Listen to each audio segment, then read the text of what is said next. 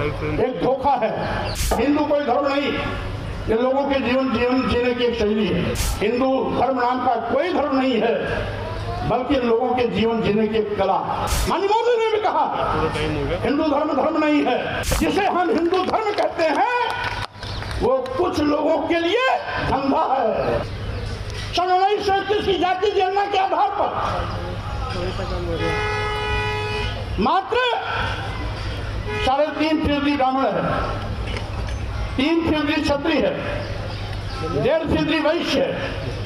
तीनों को जोड़ लिया जाए तो लगभग 7-8% होता है। यानी शेष तो बहुजन समाज है। तो 8% लोग अपने बलबूते पर सरकार नहीं बना सकते हैं। उन्होंने हमारी बहुजन समाज की ताकत को तोड़कर हिंदू के नाम पर टक्कर के बहका करके अपना उल्लू सीधा करने का काम किया। यानी वोट देने के लिए हम हिंदू, वोट के लिए अनुसूचित जाति, अनुसूचित जनजाति और पिछड़े वर्ग का व्यक्ति हिंदू, लेकिन सत्ता में बैठने के बाद हम हिंदू नहीं रह जाते।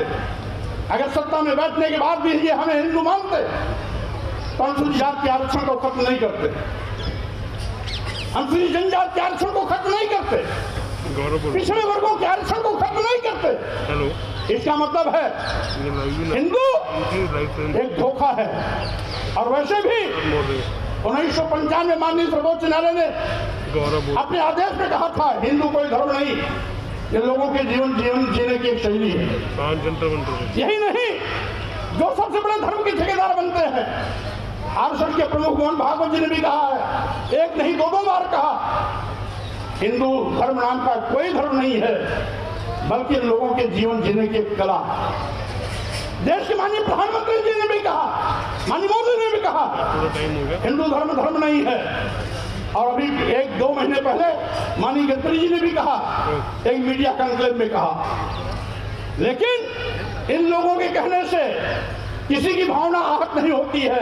अगर स्वामी प्रसाद मौर्य कह देते हैं हिंदू धर्म नहीं है बल्कि एक धोखा है, और जिसे हम हिंदू धर्म कहते हैं वो कुछ लोगों के लिए धंधा है। जब हम कहते हैं कि ये कुछ लोगों के लिए धंधा है तब पूरे देश में भूचाल लग जाता है। लेकिन वही चीज अगर मोहन भागवत जी कहते हैं, माननीय प्रधानमंत्री नरेंद्र मोदी जी कहते हैं, माननीय गडकरी जी कहते हैं, तो किसी की भी भावना आहत नहीं होती।